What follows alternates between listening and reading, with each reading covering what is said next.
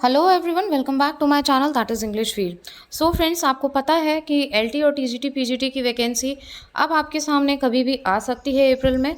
तो नोटिफिकेशन आए उससे पहले आपको रेडी रहना है और उसी के चलते हम लोगों ने जो सीरीज़ स्टार्ट कर रखी है, क्वेश्चन सीरीज़, क्योंकि मोस्ट ऑफ द टॉपिक हम लोग ऑलरेडी कवर कर चुके हैं, एक्सप्लेनेशन कर चुके हैं। अब हम प्रैक्टिस सेट सॉल्व कर रहे हैं। आप एमसीक्यूज ज़रूर सॉल्व करिए। तो देखिए, ये हमारा आज का वीडियो है जो हमारी 11th या 12th सीरीज़ होगी। तो आइए देख लेते हैं कौन से हैं वो क्वेश्चन। और मेरी रिक्वेस्ट है आपसे कि आप भी जितने भी आपके क्वेश्चन सही होते हैं अपने मार्क्स ज़रूर शेयर करिएगा और ख़ुद को इवैल्यूएट ज़रूर करिएगा। So without making any delay, let's start. Who in Shakespeare's As You Like It can suck melancholy out of a song?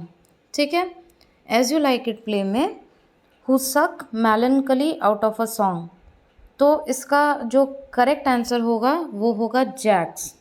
As you like it play आपने देखा होगा, नहीं देखा है तो आप चैनल पे देख सकते हैं। Question number 67, which British university figures in William Wordsworth the prelude? ठीक है, कौन सी यूनिवर्सिटी का जिक्र आता है?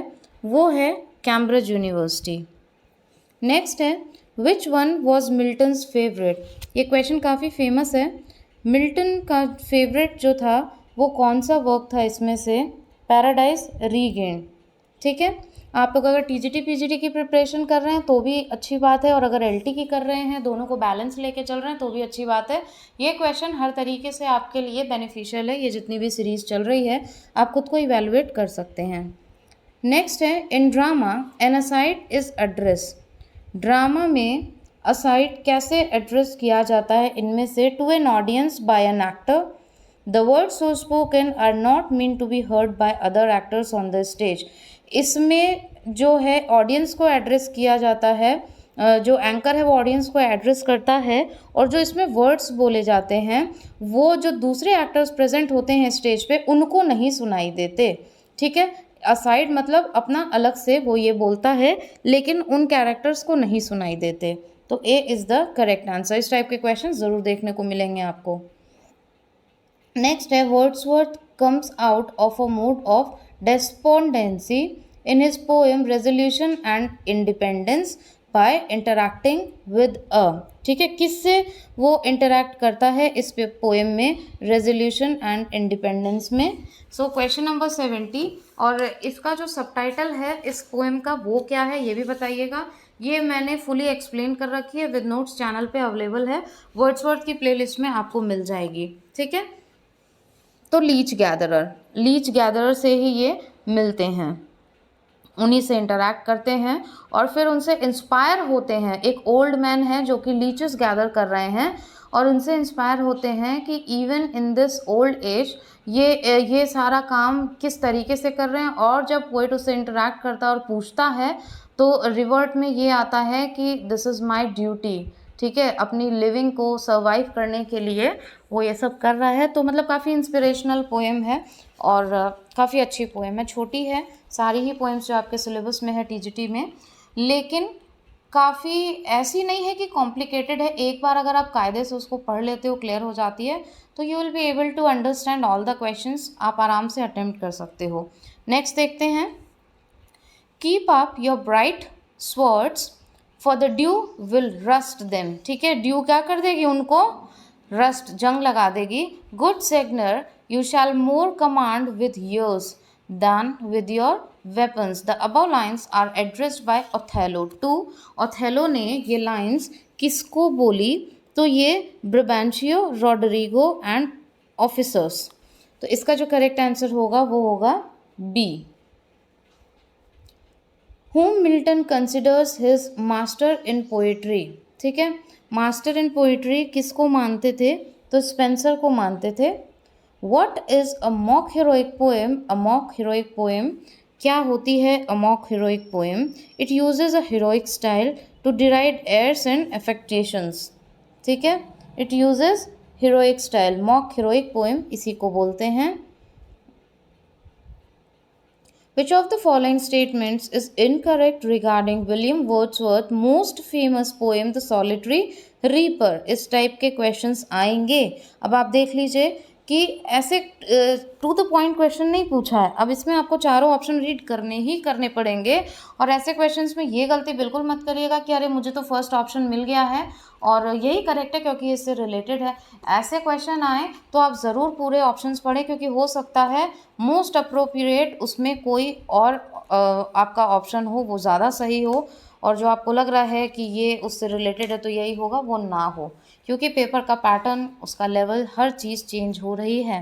तो इन चीज़ों को ध्यान में रखते हुए करिए, कोई दिक्कत नहीं है।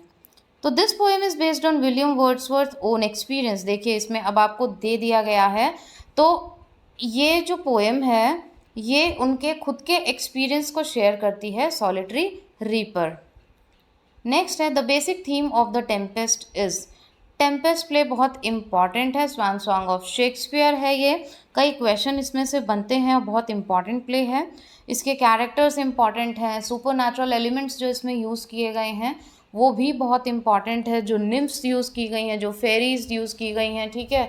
फिर कैलिबन का कैरेक्टर है, तो ये सारे कैरेक्टर्स काफ़ी इंपॉर्टेंट है, इससे क्वेश्चन आपको मिल जाता है। Forgiveness and freedom. फॉरगिवनेस क्यों है ये आप ज़रूर बताइएगा, ठीक है, क्योंकि इसमें प्रॉस्पेरो का जो कैरेक्टर आता है, प्रॉस्पेरो वहाँ पे लास्ट में सबको माफ़ कर देता है, जो भी चीज़ें उसके साथ में होती है उसको वहाँ से एम्बैजमेंट मिल जाता है, अपने ही राज्य से वहाँ से उसको हटा दिया जाता है। उसके बाद भी ही वॉज चीटेड, और काफ़ी जिसको कहते हैं कि उसके बारे में एक पूरा प्लान, एक जाल बनाया जाता है। तो इट्स अ नाइस प्ले, इसमें से क्वेश्चन काफ़ी आते हैं। Question number 76, where exactly did Wordsworth first espy the 10,000 daffodils mentioned in his poem Daffodils? Daffodils is a beautiful poem, so the correct answer is beside the lake, beneath the trees. ठीक है, daffodil से भी आपको question ज़रूर देखने को मिल जाएगा।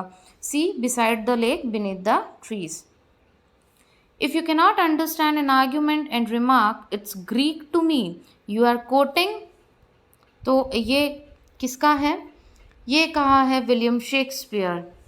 Paradise lost comprises of how many book? Paradise lost में कितनी बुक्स हैं? वो है 12 books.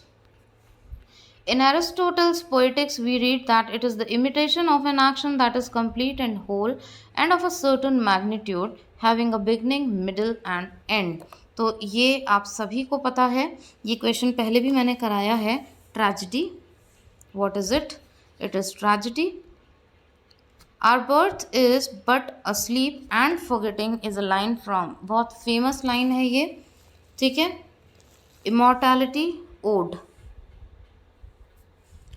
Apart from Mark Antony and Octavius Caesar, who was the third member of triumvirate which ruled Roman Empire in the play Antony and Cleopatra, ठीक है, in play Antony and Cleopatra. So Lepidus is the correct answer. यही character है।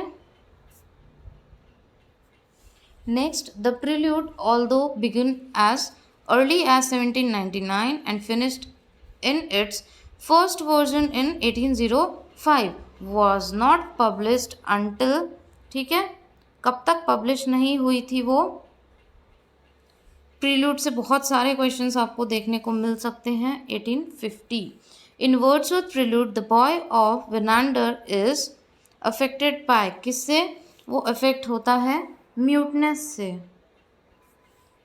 Nothing is here for tears, nothing to wail or knock the breast.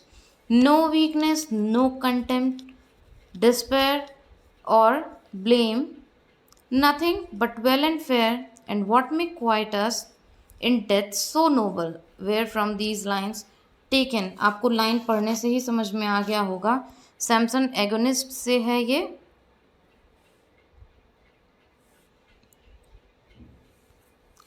Where was Hamlet studying when he was summoned to Denmark on the death of his father? ठीक है, जब उसके father की death हुई थी। सो Germany. The subsidiary और subordinate और parallel plot in a play और स्टोरी दैट को exist with the main plot, जो कि मेन जो प्लॉट होता है उससे जुड़ा हुआ होता है, तो उसको क्या कहते हैं? सब प्लॉट। जैसे कि ये, ठीक है। In Shakespeare's Macbeth, who is Ross referring to when he uses the description Belladonna's bridegroom? ठीक है, when he uses the description Belladonna's bridegroom. Question number 87. Correct is Macbeth. Lycidas was written in the memory of. Lycidas जो है वो किसकी memory में लिखी गई है? Edward king. What is one of the longest type of poems which has been around for thousands of years? इसका answer भी अप्रॉक्स सभी को आता होगा. एपिक पोएम होती है. When was Paradise Lost published? Paradise Lost publish कब हुई थी? तो 67 में हुई थी. आई होप आपको ये क्वेश्चन सीरीज बेनिफिशियल लगी होगी. और if you have any of the suggestion so please to comment in comment box. If you want me to explain any question, if you want me to explain any topic related to this TGT और PGT और LT, then please to comment in comment box. अपना feedback देना बिल्कुल मत भूलिएगा, क्योंकि आपके feedback बहुत वैल्यूएबल होते हैं और उससे वीडियोज़ में इम्प्रूवमेंट्स करने का मौका मिलता है, जो कि आपके लिए बेनिफिशियल होता है. वैसे हम लोग काफ़ी सारे टॉपिक एक्सप्लेन कर चुके हैं, ऑलरेडी वीडियो प्लेलिस्ट बने हुए हैं. लेकिन अगर फिर भी आपको लगता है कोई ऐसा टॉपिक है जो आप चाहते हैं, तो वो कमेंट करके ज़रूर शेयर करिएगा और जल्द से जल्द मैं कोशिश करूँगी कि आपके सामने वो आ सके. जहाँ तक बात रही एलटी की, तो एलटी का जो लिटरेचर पोर्शन है वो भी हम कर रहे हैं और उसमें मिक्स्ड क्वेश्चन सीरीज़ तो आपकी चली रही है, साथ में line by line poem explanation, drama explanation और जो एसेज वगैरह हैं वो भी आपके सामने आ रहे हैं चैनल पे. तो उनको भी देखिए, जो फ्री ऑफ कॉस्ट है, उसका कोई पैसा नहीं है और ट्रस्ट में ऑथेंटिक कंटेंट है. ऐसा नहीं है कि सिर्फ व्यूज़ बढ़ाने के लिए है. तो आप उससे ज़्यादा बेनिफिट उठाइए और अपनी अच्छी प्रिपरेशन करिए. और फिर से मेरी एक रिक्वेस्ट है कि खुद के नोट्स ज़रूर क्रिएट करिए. अगर कहीं से आपने लिए हैं, चाहे वो बेस्ट नोट्स ही क्यों ना है, उनको भी आप रिक्रिएट करिए, क्योंकि वो आपको डबल जो है आपका रिजल्ट देंगे और बहुत अच्छा इफेक्टिव रिजल्ट आपके सामने आएगा. बहुत इजी लगेगी चीज़ें आपको. Thank you so much for watching and giving your precious time, and don't forget to subscribe the channel if you want regular notification. Thank you.